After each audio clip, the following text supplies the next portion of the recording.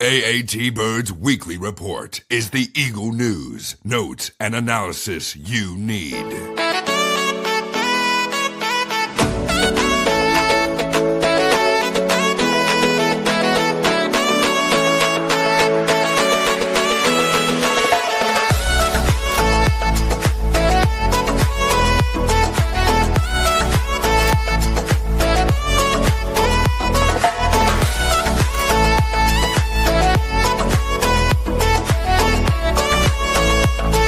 All about the birds. It's all birds, all the time. What's going on, everybody? Got a fun training camp beginning, opens. We can finally talk some Eagles practice news, football, overreact to everything because it's just what we do, and we needed it. It is the end of July. It's here. 2 weeks until the first preseason game, but this is going to be absolutely awesome. Matt, awesome to have you again, of course, as we always do. How are you feeling now that training camp has opened? This is what, 2 practices in? Back, baby. It's back, baby. Yeah, 2 practices in. I will say it's kind of weird because it felt like a long time between the Super Bowl and now, but it also didn't feel like that long at the same time. So it's a little bit of both. It's a weird thing. But yeah, I'm just glad it's back. I'm glad we can talk real stuff now, not hypotheticals. And it's good to see the guys back in green. At some point, it gets pretty tough to come up with content. You know, you and me message back and forth on multiple. Right? It's funny, multiple platforms. It's like we talk to you on Instagram, X. We every time we see something, we just post it to each other and stuff like that. So, a lot of stuff happening. A lot of the training camp news and notes. A couple quick things I just want to get out before we talk in the training camp.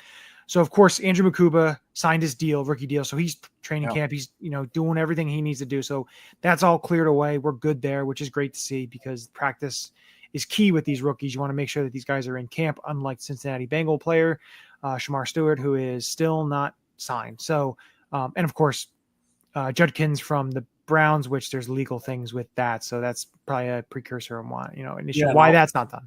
I'll say one thing too. It's important obviously to get in training camp, but we've seen it vitally important specifically to Vic Fangio. Yeah. Right. You saw when Coop missed time where he clearly was a better player than Avonte Maddox, but it took him a while to learn that system to get in. Yep. So it's good to see that he was ready to go at the start of camp. And then of course, Eagles signing a couple of free agents, 2 defensive tackles and an edge rusher. So, we'll talk into that a little bit. I like the defensive tackles because they're more just depth pieces because Jalen Carter is not practicing right now. They didn't put him on the PUP. The only person that went on PUP was Nakobe Dean. Jihad Campbell is fully practicing, which is great to see. We're happy because in my opinion, I thought he'd miss a little bit of camp to start. But that's not the case. Yeah, they said initially in the spring that it would be August. Vic made a nice little joke about that the training staff likes to under-promise, over-deliver. Wow. And said it was going to be August. He came in at July, said it makes him look better, which there might be some truth to that, but, they have to be conservative.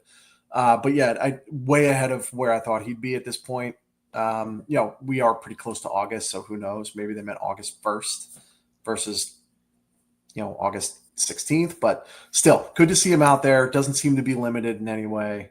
So pretty cool. And of course, of the 3 guys, the most veteran is of course, Okoronkwo from originally the Houston Texans and the Browns. And it's funny because I was scouring the timeline and, maybe it was YouTube. I was looking at something and it popped up and his name popped up with the Eagles. I'm like, oh, they signed him. And I looked and it was actually Fran Duffy talking about his draft tape all the way back, years ago. Where was he? Northwestern? No, he went to Oklahoma. That's so, right. It's going to be interesting to see where he fits in. It's a veteran. Let's see what happens. If he could be, they need some depth there in terms of they need some bodies right now. So, yeah, he's proven that he can play. I mean, granted, he's playing next to Myles Garrett, but still he's seven and a half sacks the last 2 years. Yeah, which is decent production. I mean, I could easily see him being a practice squad veteran stash. which, hey, I'm fine with. Yeah, I think it's a solid move for sure. And then we will get into it a little bit later. I want to get to the camp stuff first, but of course, big time news before we came on tonight. Now we're recording on Thursday here. This will drop tomorrow, but is the Christian Wilkins news. Christian Wilkins, the former Miami Dolphins defensive tackle, big time free agent signing of the Las Vegas Raiders, was cut. Now cut because he only played 5 games last year, had a foot injury, something with his rehab, not rehabbing the way they want to rehab, a couple of things that went awry. And of course, we'll find out more as essentially the days and weeks go on in terms of his health, in terms of, apparently they're going to void all the remaining $35 million of his guaranteed money. So there's a lot that goes into this. So it's an interesting aspect. I do want to bring it up a little bit later in ties to, of course, his former defensive coordinator, Vic Fangio, that he had in Miami in 2023. But let's get into the camp talk. Let's do it. And I'm going to bring it up here. So the big thing, of course, is, well, really what our eyes are focused on, of course, is the CB2, the other outside corner position battle. We're looking at Ringo and Adoree Jackson splitting reps. We're looking at that, plus also the right guard position. Now, it's going to be interesting because Kendrick Green has been out the first couple of days. He wasn't put on PUP, so it shouldn't be that serious. But again, he's not there. And, Tyler Steen right now is the guy. But let's start with the cornerback too. Yeah. I feel like that's the biggest position battle on defense, if you're really thinking about it. I really wouldn't say – I guess the safety role is – safety 2 is like 1B. But I think that's a good one to put forth. Yeah. The Ringo Jackson thing, and we've discussed it. You and I have talked about it. It's going to be interesting to watch these two guys. But with the Eagles, like if Ringo's struggling, and of course Adoree Jackson, to me Adoree Jackson is like the Isaiah Rodgers, essentially. A guy that's can step in if he needs to.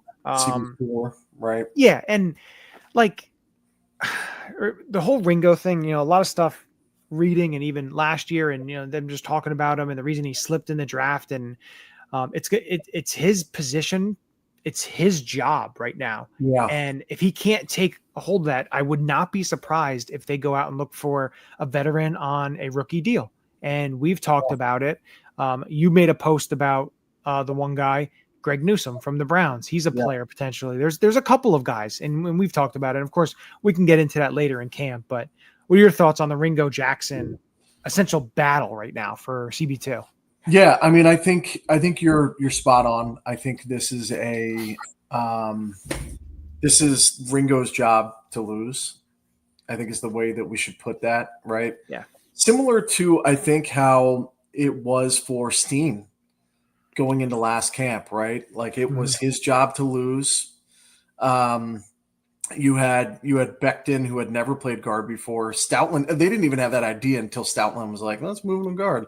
Steen being hurt really hurt him last camp. Being hurt for the extended period of camp that let Mekhi Becton go ahead and take that job and, essentially hold that job. Yeah, it's interesting too, because they always say you never lose a position due to injury, but that's complete horseshit. But it's a similar situation in that they put a 3rd or 4th round pick into Ringo, similar to what they did with Steen. They have a vacancy from an all-pro at that position, or a Pro Bowler, and they want him to take the reins, right? Yeah. So I think a lot is on his plate. He, from all reports in camp, hasn't done terribly. He hasn't made any splash plays. Again, it's day 2 of camp, so like we got to temper expectations both ways. And my post today was not meant to slander Ringo anyway. Just one of those things to keep in the back of our mind as we go through camp, as we go through injuries, as we hear more about players struggling, and quite honestly, us having a joint practice with the Browns.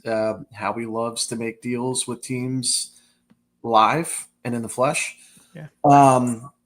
But anyway, it's Ringo's job to lose. He's got all the skills in his body, right? Like he's got the speed, he's got the length. He showed tremendous promise when he's on the field.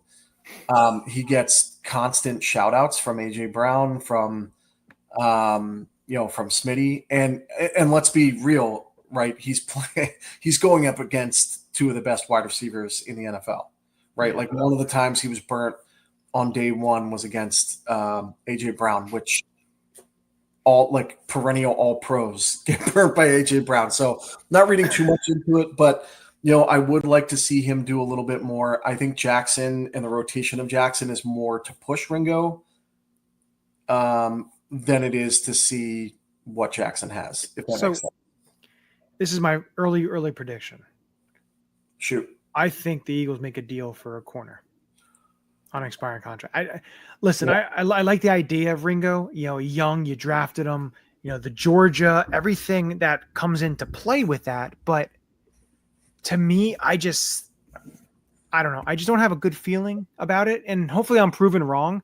But just what I see right now is I think the Eagles, especially with the 13 draft picks that they're going to have, if you include the comp picks, which of course aren't going to be announced until closer to draft time next year. But right now they're supposed to have around 13 selections, which they're not making 13 picks. No. So I definitely, to me, that's where I think they make a deal and they go for a corner, a veteran guy on essentially a expiring rookie deal contract. I think that's what they do. Like I said, hopefully I'm proven wrong, but that's just something early in camp. That's one of the things that I'm gonna be watching, but I just think that's where they're gonna go. Yeah, and corner this early in the process is hard to judge. I am rooting for Ringo. I think he has it in him to do it. He has the right people to teach him how to do it, from the wide receivers he's going up against and the veterans they have in place. So and honestly, Slay last year had terrific things to say about Ringo. So I'm rooting for him. I hope it's him and not Jackson, just for the future state of this team. But not super encouraging or discouraging either way. I'd like to see a little bit more from him moving forward. Yeah, and I do want to bring up, you look at this year starting and everything. A lot of the players, key players with the mentality of this team, they're not looking at last year. Last year's over, and multiple key veterans have stated that and had mentioned that, like, this year's over, which last year's over, which it kind of is going to be tough because of course week one you have the banner, they unveil the banner and stuff like that. But I think this team does a really good job at kind of making that mentality a norm and making everybody know of essentially, this isn't last year. This is a new year. We are 0-0. This is just what it is. And I think they have the guys in place to be able to keep pushing that and to be able to just, focus on this year and not have what happened in 2018 after a Super Bowl victory. Yeah. A couple of things on that.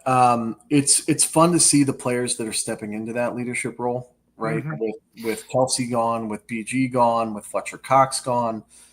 Obviously, that's been over the last couple of years, but still, that was a lot of leadership that left the building. Really, obviously, we know Hurts. We know where he stands. We know his mentality. He didn't even wear his ring. Like, he doesn't. He's just like, whatever. He'll probably wear it when he's 80.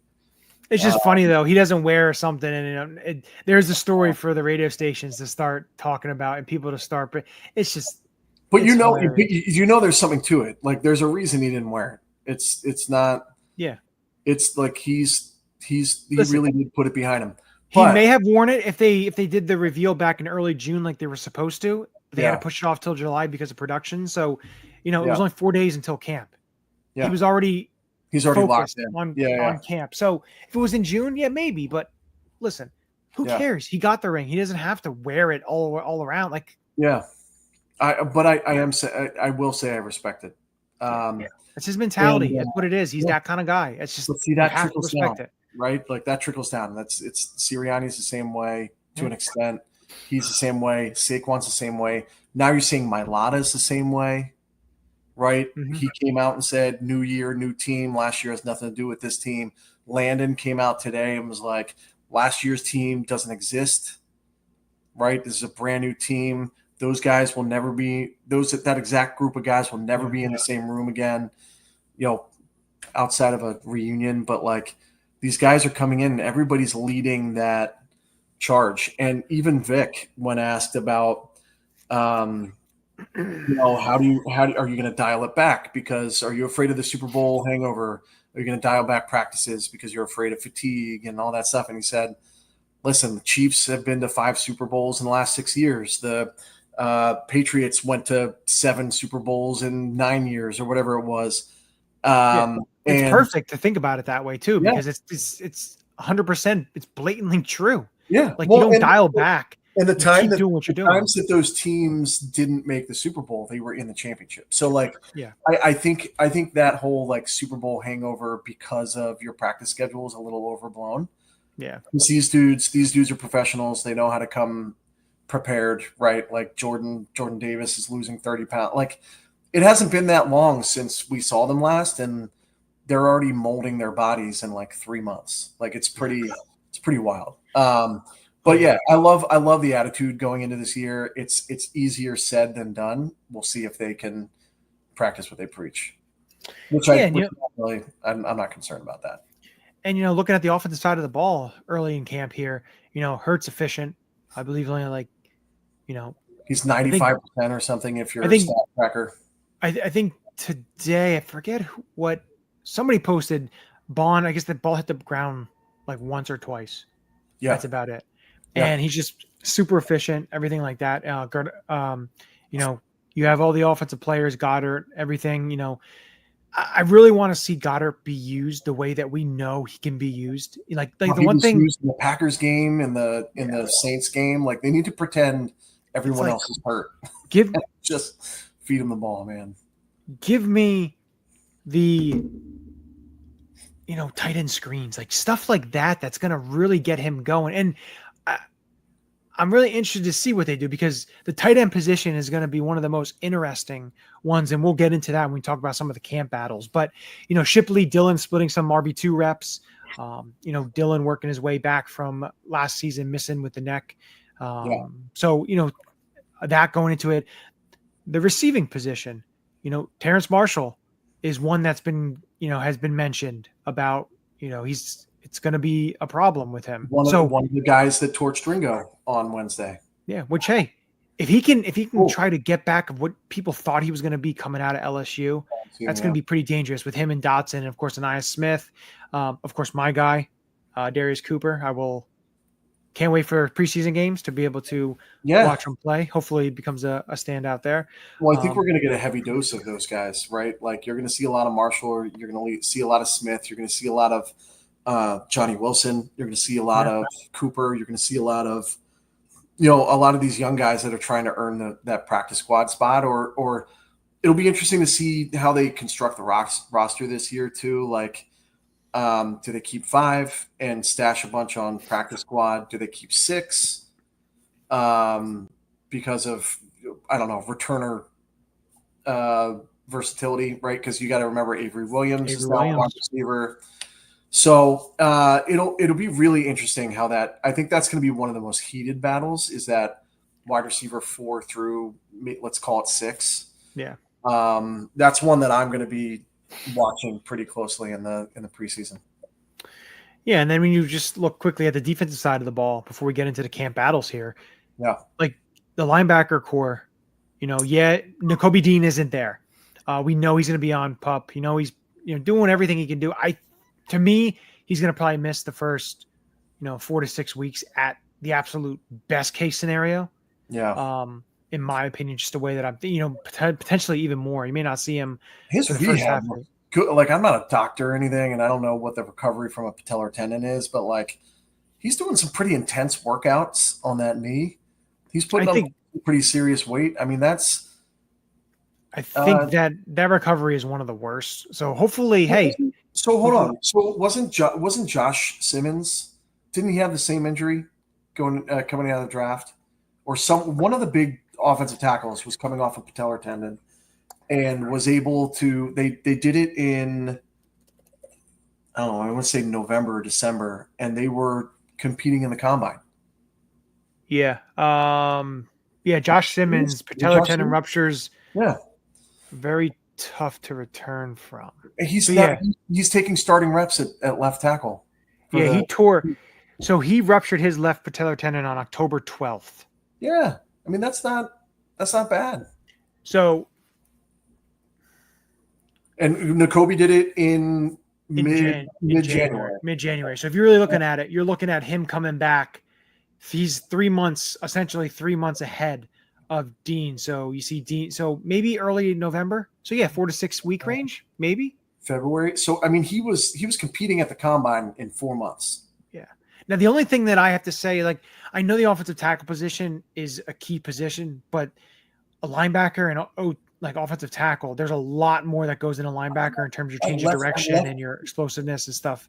So at left tackle, though, in today's NFL, like, yeah, I understand. I understand that you have to be strong and stuff, but of course they're going to take baby steps. Now, unfortunately, I think Nakobe's on the last year of his rookie deal too, so it sucks for him too, because he was starting to thrive in where they had him positioned and in Vic's defense and everything. So. Campbell though is looking really good. He looks healthy, playing like doing what he does. So, there's a lot of people that are kind of wowed by his speed, change of direction, everything, his look. So I'm really intrigued to watch him play. Well, and one of the things that I'm really excited about. It wasn't necessarily a delta for him, right? Like, it wasn't a deficiency on his part, but like. Pass coverage in the NFL for rookie linebackers is tough. Yeah. Just like pass pro for running backs, right? Route running for wide receivers, getting off blocks for defensive tackles, developing hand usage for edge rushers, right? Like there's always that one thing that is more difficult to pick up on. But Campbell seems to be really well taught, obviously, from Bama. And his coverage has been, I think, the most mentioned thing about him so far. Obviously, we can't talk about his physicality and his run fits because pads aren't on. But it's a super encouraging sign to A, see him on the field already, and B, hear positive praise about his pass coverage already. Like, if you could have two, and I said this when we were doing our prospect list and when we drafted him, but he's a very similar prospect to Zach Bond. Yeah. Right. Similar build, similar size, similar background, came from an edge that turned off ball linebacker. I think Vic's going to have a lot of fun with being able to sim pressure the two of them, not knowing who's going to blitz, who's going to drop into coverage without losing anything one way or the other. So I'm really quite honestly, I forgot about Jihad Campbell until we got training camp, because he's been out of sight, out of mind. You know what I mean? Like they showed him in his gear, and I was like, "Holy shit! I forgot we drafted him." Really, I just need that. I just need that jersey number changed. But when we get cuts and stuff, hopefully. I mean, listen, that was his college number. I told you that was going to happen. I don't know. I just need a different number. Well, we'll see how he plays first, and then we'll go. Well, of course. Super encouraging. I'm really excited about that. It's wild to go from years of poverty at the linebackers position to an all pro, a first round draft pick for the first time since '79. And you don't have scrubs behind that either. Like, you have Nakobe Dean, who was a captain and like playing at an all pro level at one point. I'm intrigued by Trot Jr. See what he does in his second year too. Although they're saying he's really struggling in coverage. So I'd like to see that pick up a little bit. And then you have Smile Mondon, who has been teaming up with Campbell on the second team. So that's going to be really fun to watch for me in the preseason. They're going to get a lot of snaps. Jihad Campbell is going to get a lot of snaps. It's going to be really fun to watch that position as well. The depth there is super cool. And do we potentially see Ben Van Sumeren get snaps there? Right? Is he strictly a linebacker? Do they use him as depth? Interesting. Anyway. It's good. It's going to be very interesting with him, and I'm really intrigued to see how they use him, especially on offense, because I thought he did well at fullback, and apparently taking some running back snaps. So he's like that. He's that Swiss Army knife because he can great on special teams, can play some offensive snaps, can play some defensive. Like to me, that's a key cog to have a guy like that can do so many different things. So and I've seen a couple people say that he's a borderline 53 guy, or that. I don't know if I can sneak him on the roster. Like I'm like 90% positive he's a lock. I think he's a lock. Like he's a fullback. He plays to your point, fullback, running back. He played tight end in high school. He ran routes on the offense last year before he got hurt. He plays special teams. He plays linebacker. Like the dude's like a defensive Taysom Hill, right? Like he's our version of Taysom Hill. Okay. Yeah, and listen, they loved his athleticism coming out as a UDFA, kept him as a UDFA because they know he's got and again, sometimes it takes some molding of a player, and I think Vic is the perfect guy if you want to give him some reps on defense, or if you want to make him a fullback because of his athleticism. I'm really interested to see make that H-back role. We'll see what he does. But, we talked about Jordan Davis dropped almost 30 pounds. He's down to 330. He looks svelte. Yeah. He looks svelte, dude. If, again, his production needs to go up in terms of percentage of snaps because of losing Milton Williams. You have Moro Jomo and him and Ty Robinson, Thomas Booker. There's going to be a tick up in his production. So he's going to have to be in shape. He's going to have to be. So I'm really intrigued to see what he does. I'm really interested to see how he takes, this weight loss and how he puts it into his game. Does he get a little quicker and where that all comes into play? I'm very excited to watch that this camp and into the preseason. And it's not like he's going to lose his anchor. And he touched on that today in his press conference. Like he's still 330 pounds. Like everybody can chill out. Like he's not a beanpole by any means. Like the dude's still just a refrigerator in an Eagles jersey. So like I'm really excited to see where he goes because he's on the 5th-year option, right? Yep. Or is that next year that his option hits? His option. No, his option hits next year. So they have 2 more years of Jordan Davis. So it'll be interesting if they can. I think if he has a big year and this is like his new norm, I could see them getting a long-term extension. Oh, no doubt. Quickly, expeditiously. One of the other cool things that we heard from the defense on the defensive side of the ball, and something that we've been clamoring about is the usage of our best corner traveling with wide receiver one. And that's something that Vic dropped today in his little press conference. That Q will be playing left cornerback. He played exclusively on the right side last year. And he'll be playing left corner and potentially traveling with wide receivers depending on the game plan. So that's huge news. It's a departure from Vic Fangio. And it's cool to see how he's thinking about ways to switch it up a little bit. Yeah. Same with Coop moving safety on base, which is very interesting. It's really cool. You want to keep a guy of that talent and basically game changer on defense. You want to make sure he's in the game at all times, whether you put him at safety and base, you bring him down to nickel in,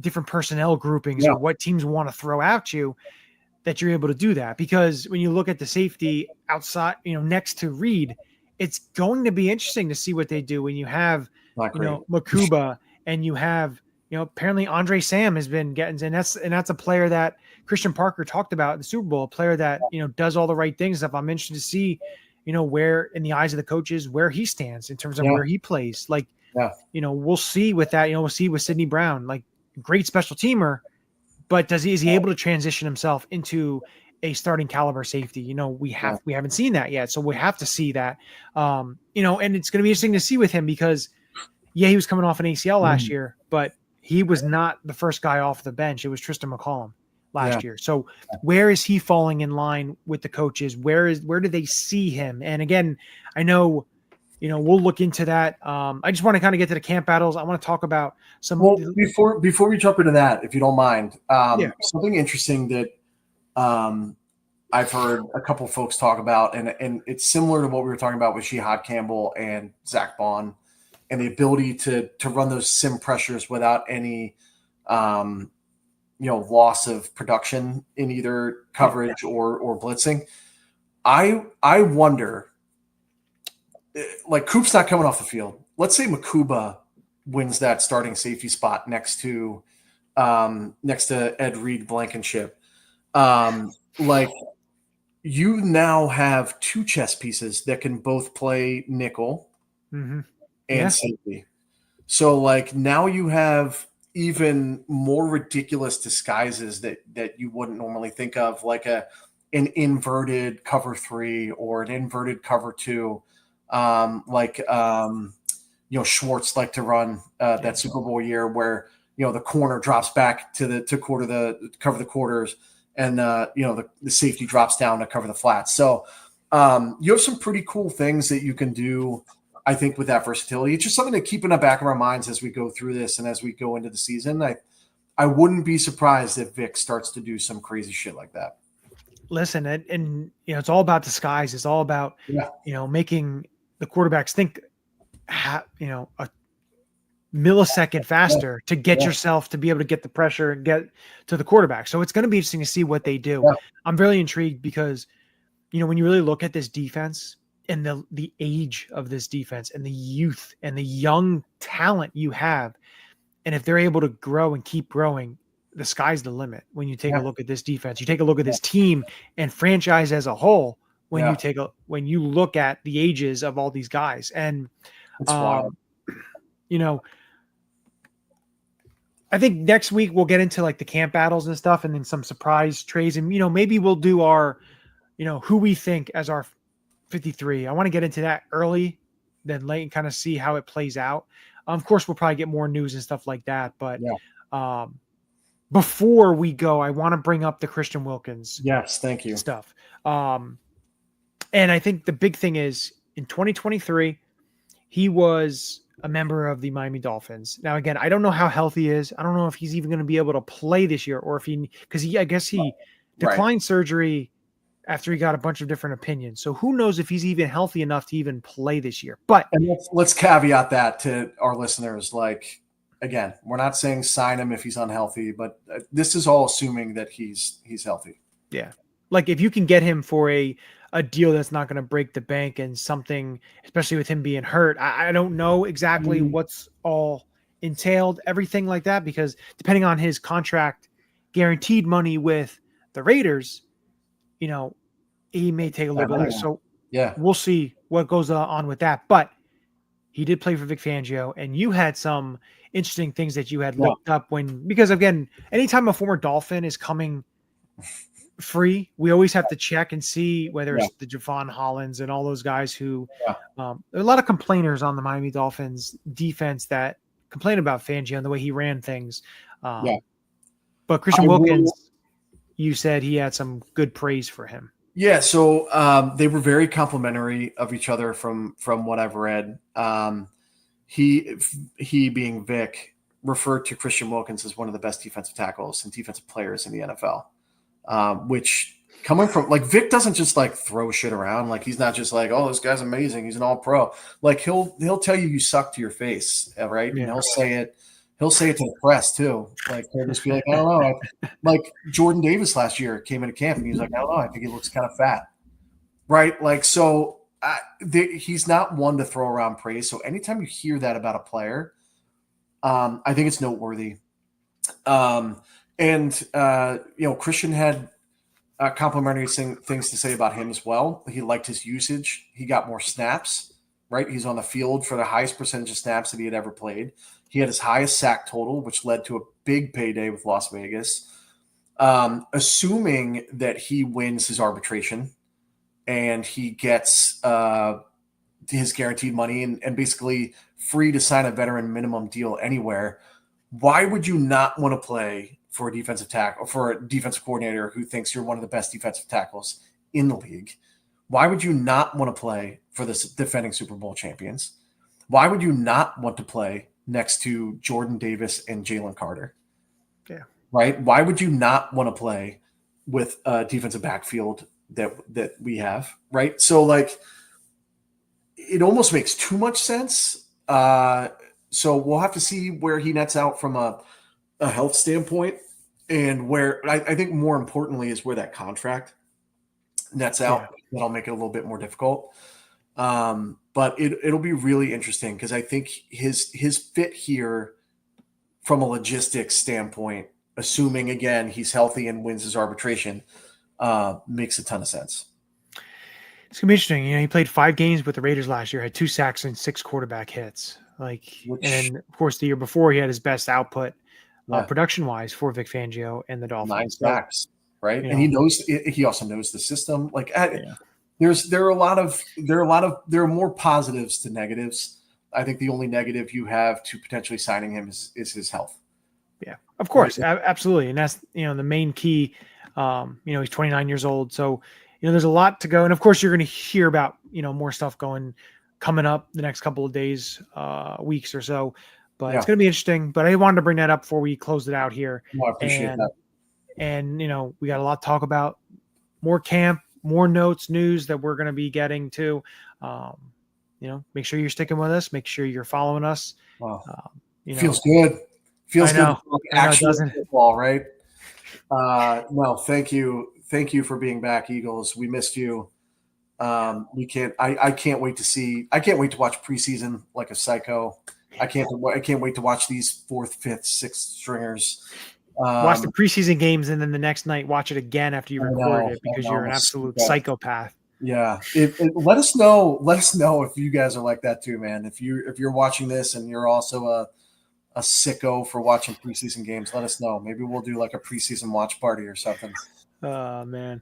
Yeah, that's a good thing to bring up about the who is the sickos who watch the last preseason game beginning to end when there's about nobody on the field that's probably going to play. Oh, yeah.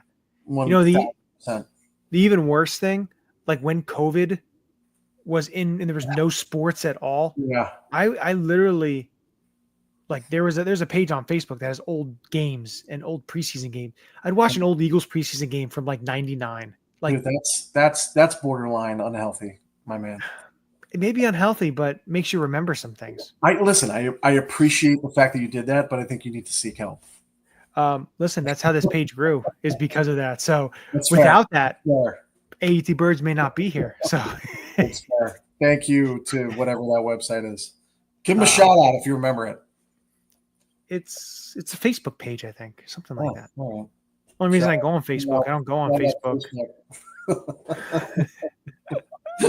Oh man, but camp's back. We're back talking birds. But with that, as we always end it. Wow, what'd you do?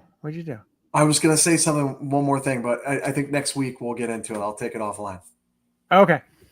Well, we always end it. We always end it with Go Birds. This is Matt Ware. Hey, for all the Eagle content you need, go follow All About the Birds. They do a damn thing. Check them out. Hey, Eagles fans, I may be in Tampa, but I know where to find the best Eagles content out there. Check out my friends at All About the Birds. Philadelphia, what's up? This your boy Freddie Mitchell, a.k.a. Fred X. It's all about the bird. All birds all the time. All birds all the time. All About the Birds provides you with weekly analysis, game recaps, informative interviews, and it's all birds all the time.